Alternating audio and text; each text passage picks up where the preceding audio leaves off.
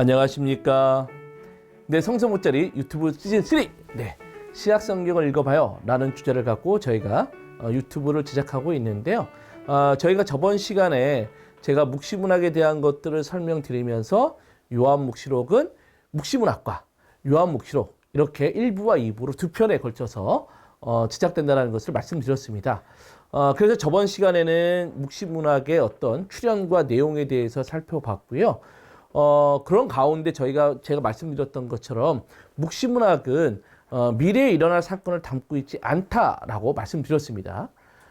미래에 대한 이야기를 하고 있지만 이는 사실은 척박한 현실에서 하나님을 향한 구원의 외침과 희망일 뿐이지, 그리고 이 희망이 이루어지기를 간절히 바라는 가운데 현실의 고난과 고통을 인내해낼 수 있는 원동력을 제공해주기 위한 것이지, 미래에 진짜 일어날 사건들을 싹 수록해 놓은 게 묵시문학이 아니다라고 말씀드렸습니다. 자, 그렇다면 이번 시간에는 신약 성경의 묵시문학 그 자체인 요한묵시록을 통해서 그리스도인들의 희망이 무엇인지, 또 그때 그들이 무슨 일이 있었기에 이러한 희망을 간절하게 바라게 되었는지 좀 살펴보는 시간 갖도록 하겠습니다. 저번 시간에서 말씀드렸듯이 묵시문학은 신앙인들이 거대한 박해 앞에서 그들의 희망을 노래하기 위해서 생겨났다라고 말씀드렸습니다. 요한묵시록도 마찬가지입니다. 요한묵시록도 로마의 황제 숭배 사상에 대항한 그리스도인들의 항거와 주님의 구원을 노래한 희망의 서간이 바로 요한묵시록입니다. 그렇다면 그때 도대체 무슨 일이 있었는지 좀 본다면, 요한묵시록이 무엇에 항거하고 또 무엇에 대한 외침을 하고 있었는지, 또 희망을 두고 있었는지 알아볼 수 있지 않겠습니까? 로마의 좀 역사들을 좀 본다면, 로마는 옥타비아누스라고 불리는 아우구스투스 황제 이후에 공화정 시대를 끝내고 황제를 중심으로 하는 제국의 시대가 돌입하게 됩니다. 이 제국의 시기에 황제 숭배는 곧 식민지 백성과 로마 시민들이 제국에 속해 있음과 또 황제와 제국에 대한 충성심을 상징하는 것으로 이 황제 숭배 사상이 되어버렸습니다. 이 시기에 많은 총독들은 황제와 로마 신들을 위한 종교적 의식에 참여하라고 사람들에게 명령함으로써 제국에 대한 충성심을 검증하고자 하였습니다. 이렇듯 황제 숭배 제의는 나라, 즉 제국에 대한 충성과 로마 시민이라는 사회적인 동일성을 표현하는 아주 효과적인 수단이었습니다. 예를 들어서 어떤 도시들은 황제를 위한 어떤 신적인 공식 건립을 통해서 정치적인 충성심을 입증할 수 있었고, 그리고 그로부터 황제의 특별한 은혜와 은전을 기대할 수 있었습니다. 그런 까닭에 요한묵시록이 작성되던 때에 로마의 황제였던 도미티아누스도 자신의 개인에 대한 숭배를 강요했을 뿐만 아니라 지역의 통치자들에게 자신의 숭배를 강화하도록 또 부추기기까지 했었습니다. 연구자들에 따르면 도미티아누스 시대에 요한묵시록의 7교회가 자리 잡고 있던 소아시아의 남서 지방의 황제 숭배가 매우 성했다고 하였고, 또 에페소서에서는 황제 숭배 신전과 또 제단들이 발견되기도 했었습니다. 또한 도미티아누스는 주화와 동전도 신격화 선전에 이용하기도 했었습니다. 역사가이자 정치가였던 수에토니우스의 어떤 기록에 따르면 도미티아누스는 자신의 서한과 칙령에 우리 주님이자 신이라고 자신을 지칭했다라고도 이야기를 합니다. 이 묵시록에서 보면 묵시록 4장 11절에 우리의 주님 또 하느님이라는 이러한 하느님에 대한 호칭과 또 13장 1절에서 나오는 짐승의 머리마다 붙어있는 하느님을 모독하는 이름들은 아마 자신을 신처럼 섬기라고 강요했던 도미티아누스에게 대항하는 어떤 저항의 내용으로도 볼 수 있겠습니다. 특히 황제 숭배에 관한 관심은 지방 도시들의 지도층과 또 관리들, 또 군인, 상인, 이주자들에게서 두드러졌는데 그 이유는 명확합니다. 그들 모두 로마 제국과의 긍정적인 관계로부터 이득을 얻고자 했기 때문에 황제 숭배 사상을 더욱더 적극적으로 참여했고 독려하기도 했었습니다. 구체적으로 황제 숭배는 아시아, 특히 에페소에서 도미티아누스 치세의 1세기 말엽에 전성기를 누렸습니다. 이 시대는 아니지만 그리스도인들에 대한 로마 당국의 법적 조치가 어땠는지는 플리니우스가 트라누스 황제와 주고받았던 서신들이 있는데 이 서신에서 그리스도인들에 대해서 로마 당국이 어떻게 했는지를 좀 알 수가 있는데 소필라니우스는 이거 알아서 편집해. 소필라니우스는 이렇게 이야기합니다. 그리스도인임을 부정하는 사람들은 석방되어야 한다라고 이야기하는데 그들이 그리스도인임을 부정하는 건 어떻게 하느냐라는 거예요. 우리의 신들에게 기도했고 또 이런 목적 아래 내가 신들의 조상 옆에 세워놓은 당신의 어떤 초상, 즉 트라니아누스 황제의 초상인 거죠. 초상 앞에서 향유와 포도주를 그리스도인들이 바치겠다면 그리스도인들은 자신의 신앙을 부정했다는 것으로 볼 수 있겠습니다. 그리고 그 앞에서 그들은 그리스도를 저주했다는 거예요. 이런 사람이 있다면 이 사람들은 그리스도인이라고 볼 수 없기 때문에 석방해야 된다라고 이야기하고 있는 것이죠. 결국 이 소플라니우스는 자신의 어떤 서간들을 통해서 재물봉헌 테스트를 통해서 그리스도교 신자임을 거부하도록 이끌었다라고 이야기해주고 있는 것입니다. 이렇듯 정치권에서는 황제 숭배를 통해서 그리스도인들을 박해했을 뿐만 아니라 그리스도인들은 일상의 삶 속에서도 심한 유혹과 압박에 시달리기도 했었습니다. 일상의 삶 속에서 축제나 어떤 단체 공동 식사 같은 공동 생활에서 그리스도인들은 거부되거나 배척당할 수밖에 없었고 또 우상에 바쳐진 고기라든지 또 재판, 또 맹세, 계약 체결 등등 어떤 직업과 생존과 직결되어 있는 문제들이 그리스도인들에게 여러 가지 문제점들을 일으키게 만들었습니다. 또한 로마인들은 노골적인 경제 이해 관계 안에서도 그리스도인들을 배제하려고 들기까지도 했었다라고 이야기하고 있습니다.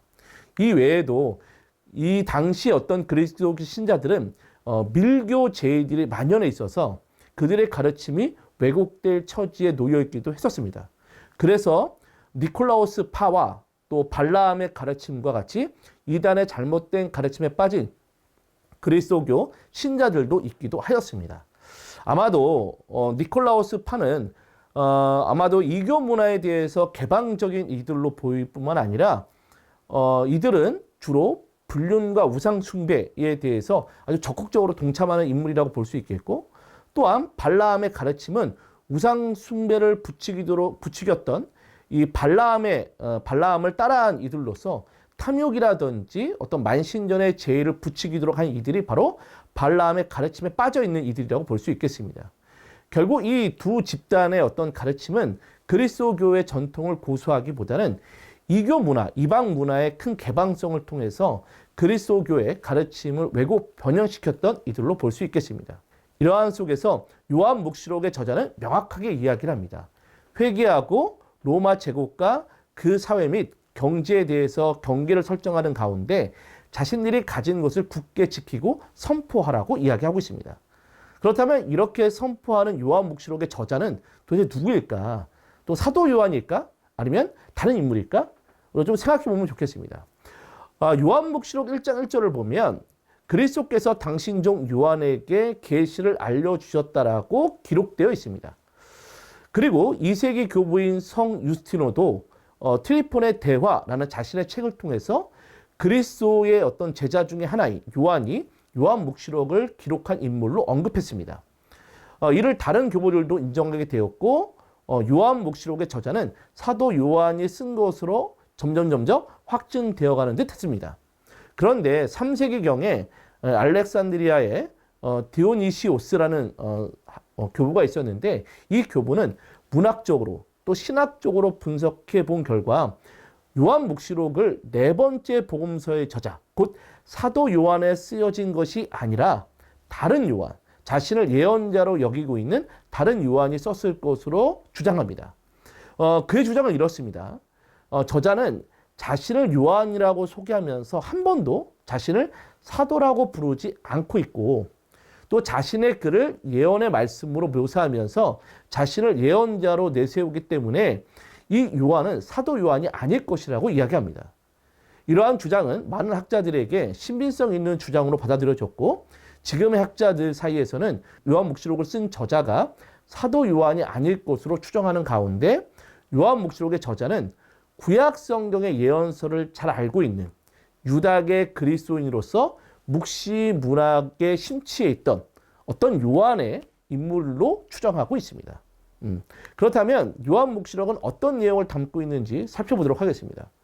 요한묵시록은 이 머릿말과 맺은말을 제외하고 서로 다른 문학적 유형이 담긴 전반부와 후반부로 좀 나눠볼 수 있겠습니다. 전반부는 요한의 소명을 설명하는 환시와 또 7교회의 편지 형태로 선포되는 예언인 반면에 후반부는 본격적인 묵시문학적인 형식을 띤 환시가 주를 이루고 있습니다. 묵시문학의 전형적인 도식을 보여주는 후반부는 천상의 묘사와 함께 세말의 전조, 또 실현과 선악의 대결, 또 완결과 최종 현시로 전해지는 이러한 내용들이 전개되고 있는 것으로서 후반부가 구성되어 있습니다. 후반부의 형식은 이 칠지법과 환시로 전개됩니다. 즉 칠지법은 중요한 메시지와 요소를 7이라는 숫자로 한정하는 것을 말하는데 7가지의 선언을 비롯해서 7봉인이라든지 7나팔, 7대정 등이 이러한 칠지법으로 구성되어 있는 묘사라고 볼 수 있겠습니다. 이 밖에도 완전을 뜻하는 7이라는 숫자는 수없이 등장합니다. 그런데 후반부의 환시의 원자료는 요한묵시록의 저자가 독자적으로 창작한 것이 아니라 구약 성경의 예언서에 그 바탕을 두고 있습니다. 하나님의 어제의 환시를 다루는 요한묵시록 4장은 에제키엘 1장과 닮아 있고요. 요한묵시록 4장에 나타나는 네 생물은 에제키엘 1장 5절에 나타나는 네 생물의 형상과 닮아 있습니다. 또 4장에서 하나님의 영광과 아름다움, 또 불과 접근성을 표현하는 무지개라든지 또 번개, 횃불, 귀중한 보석들은 에제키엘 1장에 모두 나타나는 내용들입니다. 또한 묵시록의 5장에서 나타나 있는 살해된 것처럼 보이는 어린 양에게 7번 봉인된 두루마리가 넘겨지는데 이 두루마리의 묘사는 에제키엘 2장 9절부터 10절을 연상케 합니다. 또 짐승의 환시를 묘사하는 묵시록의 13장은 다니엘서 7장과 닮아 있고 또 요한묵시록의 21장부터 22장의 천상 도성의 예루살렘은 에제키엘 40장부터 48장과 유사합니다. 이 외에도 요한묵시록의 중요한 상징과 모티브와 어떤 인물들은 이사야서라든지 또 예레미야, 찌가리야, 또 요엘 등의 예언서와 아주 닮아 있고요. 또 시편과 그리고 묵시문학 작품에서 얻어왔다라고 볼 수 있겠습니다. 또한 그 당시에 황제 숭배 때 황제에게 바쳐지던 찬양의 시들은 요한묵시록에서 주님을 찬미하는 찬미가로 바뀌게 되고 이것이 나중에 전례안으로 들어와서 울려 퍼지게 됩니다. 특히 부활 성야 때 부활초를 축복하는 기도문은 요한묵시록의 찬미가에 그 바탕을 두고 있습니다. 보시면 주 예수님께서 어제도 오늘도 시작이요 마침이요 알파요 오메가다라는 것은 요한묵시록에 담겨져 있는 내용입니다.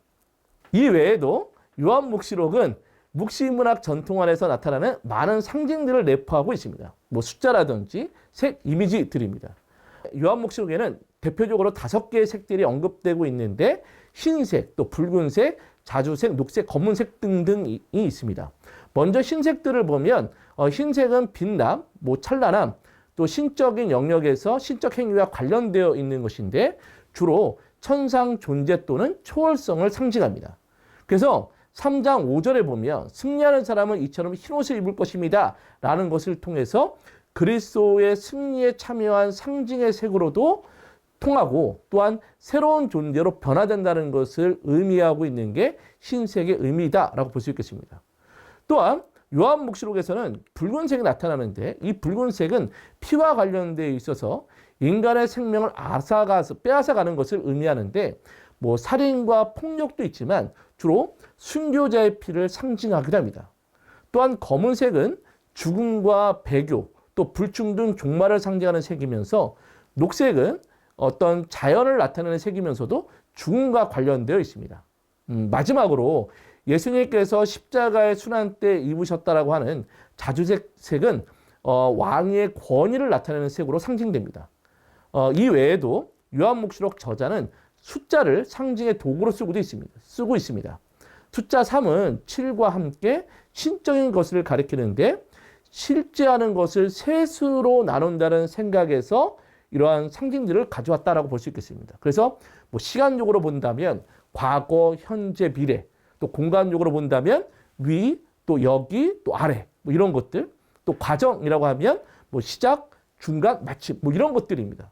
이런 것들 안에서 숫자 3에 대한 내용들이 나타나게 되고, 이러한 상징들이 하느님과 그리스도를 표현하는 찬미가 형식으로 아주 잘 나타납니다. 잘 보시면 뭐 지금도 계시고 뭐 전에도 계셨으면 앞으로 오실 분, 또 거룩하시도다, 거룩하시도다, 거룩하시도다 라는 것이라든지, 또 처음이며 마지막이고 죽었다가 살아나니, 또 알파와 오메가이고 뭐 처음이며 마지막이고 시작이며 마침이다라는 등등에 대한 이야기 또한 이러한 숫자 3의 어떤 의미들을 살려서 나타낸 찬미가다라고 볼 수 있겠습니다. 그 외에서 숫자 4는 지상의 네 방위, 동서남북과 관련되어 있는 숫자로서요.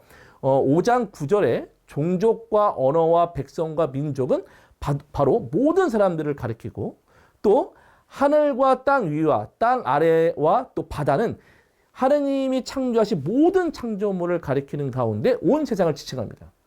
또한 이들이 찬미가는 3중 찬미가 아니라 4중 찬미를 드리고 있는 모습들을 즉 볼 수가 있습니다. 그리고 마지막으로 또 요한묵시록에서는 또 13장 18절에서 666이라는 숫자가 나타납니다. 사실 근데 이 숫자는 뭐 여러 가지 어떤 해석에 대한 부분 안에서 뭐 악마의 숫자다라는 이야기가 있지만, 사실 666이라고 하는 숫자는 히라버 철자들의 숫자들을 좀 종합해서 풀이를 하면, 즉 네론 카세르라고 하는 네로 황제라는 이름이 나타납니다. 결국 그리스도인들을 무자비하게 박해했던 로마 황제인 네로를 지칭하는 숫자가 바로 666이라는 것입니다. 이러한 요한묵시록의 상징들은 그 당시에 사람들이 은어처럼 사용하던 것으로서 구약 성경과 외경의 묵시문학의 상징들과 깊은 연관을 맺고 있기 때문에 이러한 상징들은 자의적 해석보다는 교회 전통 안에서 해석되어져야만 한다고 볼 수 있겠습니다. 이 외에도 뭐 면류관이라든지 또 왕과 뿔, 눈 등등 여러 가지 상징들이 요한묵시록에 나타나고 있습니다. 또한 요한묵시록을 처음과 마지막을 비교해 보면 인사말과 주체를 통해서 요한묵시록의 저자의 관점이 어떻게 변화되는지를 잘 알 수 있습니다. 요한묵시록은 처음과 끝의 인사말들을 통해 전례적 대화의 분위기를 자아내는데, 전반기의 개 인사의 주체를 보면 삼위일체이신 하느님인데 반해서 폐회 인사의 주체는 그리스도라는 분으로 바뀌게 됩니다. 결국 요한묵시록 저자의 방향은 하느님에게서 그리스도로 넘어가고 있고, 전례의 중심도 하느님에게서 그리스도로 옮겨가는 형식을 취하고 있다고 볼 수 있습니다. 그렇기 때문에 그리스도인들의 희망은 황제 숭배가 아닌 하느님을 경배하면서 구원자이신 예수 그리스도에 대한 숭배이며 그분을 찬미하는 것에 있음을 명확하게 밝히고 있습니다. 또한 요한묵시록 21장 마지막 절의 폐회 인사는 종교를 짓는 문장으로 끝나는 것이 아니라 주님의 재림의 기대를 품는 말로 끝을 맺고 있습니다. 내가 간다, 오십시오 주님이라는 것이죠. 그래서 요한묵시록은 종결된 것이 아니라 현재도 주님의 재림의 기대가 계속 진행되어져야 하고, 그 속에서 그리스도인들은 예수님이 종말의 인자인 주님이시고 구원자이시고 그리스도라는 사실을 선포해야 함을 알려주고 있는 것입니다. 이제 전반적인 요한묵시록을 살펴보았으니까 요한묵시록의 내용을 간략하게 좀 더 살펴보도록 하겠습니다. 앞에서 설명드린 것과 같이 요한묵시록은 머릿말과 맺은말을 빼면 전반부와 후반부 두 부분으로 나눠볼 수 있다고 말씀드렸습니다.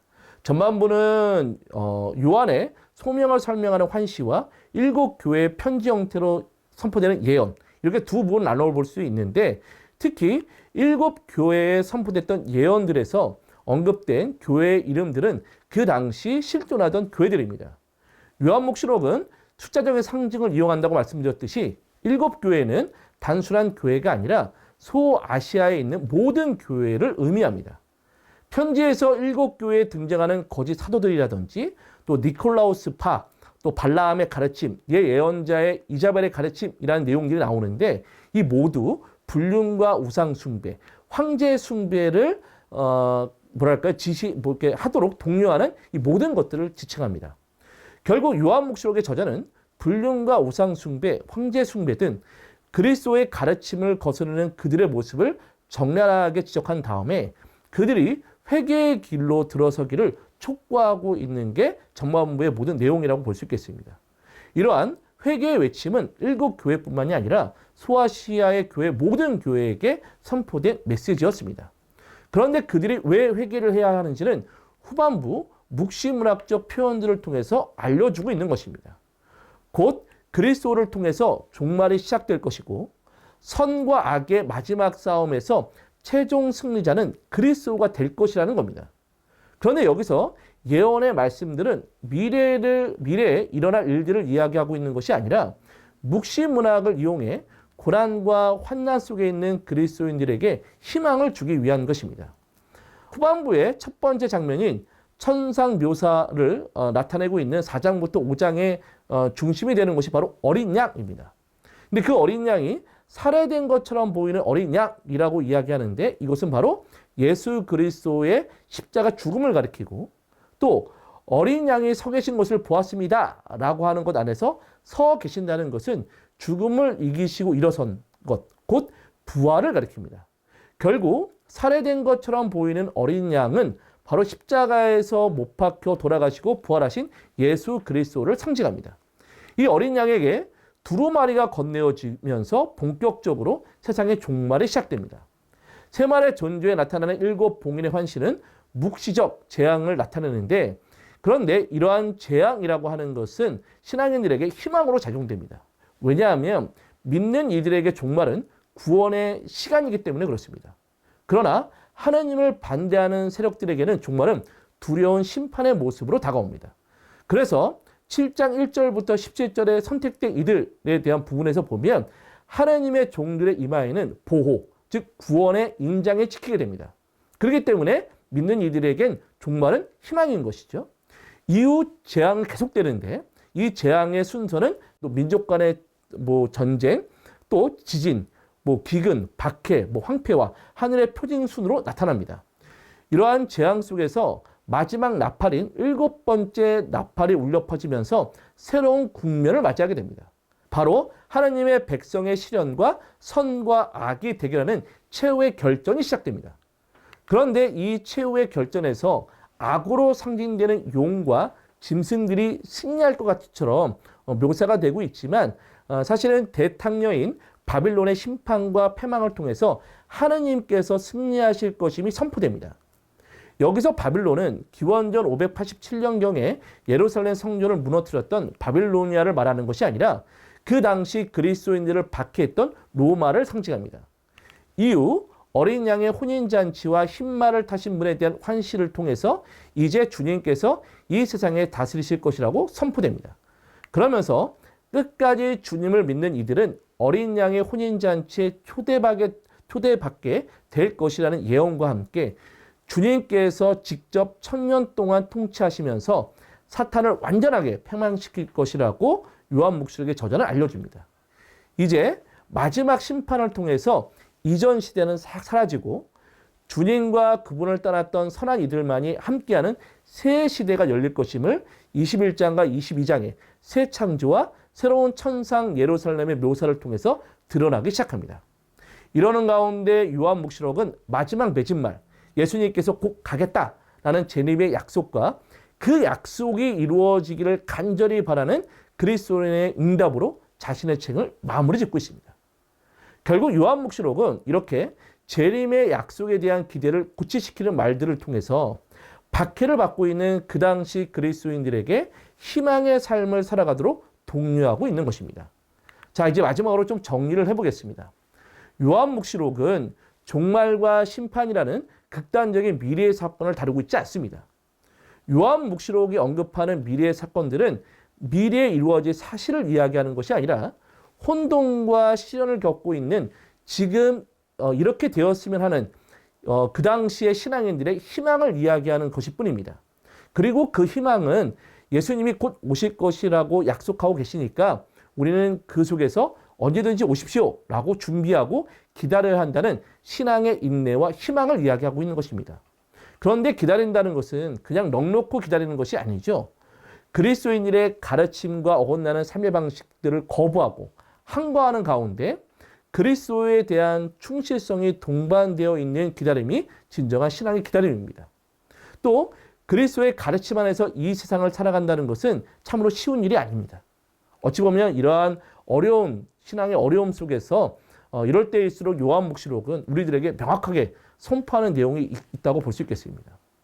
그리스도께서 곧 오실 거니까 끝까지 신앙을 지키기 위해서 최선을 다해라 라고 말입니다. 이제 요한묵시록을 다시 한번 읽어보시면서 신앙을 지키기 위한 선조들의 애환과 희망을 느끼시는 가운데 주님께 바치는 나의 애환과 고뇌 안에서 그분께서 나에게 오셔서 도와주실 것이야 라는 굳건한 믿음과 희망을 마음속에 간직하는 시간이 되실 수 있었으면 좋겠습니다. 이제 신약성경을 읽어봐요 라는 주제를 가지고 나아갔던 성서 모짜리 유튜브 시즌3의 대장정을 좀 마치고자 합니다.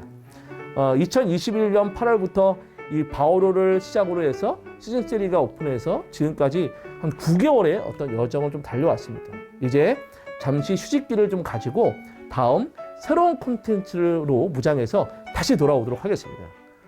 불규칙한 업로드에도 많은 관심과 사랑을 가져주시면 시청자 여러분들께 정말 감사드립니다. 조만간 시즌4로 다시 돌아오도록 하겠습니다. 그때까지 변함없는 사랑 부탁드리겠습니다.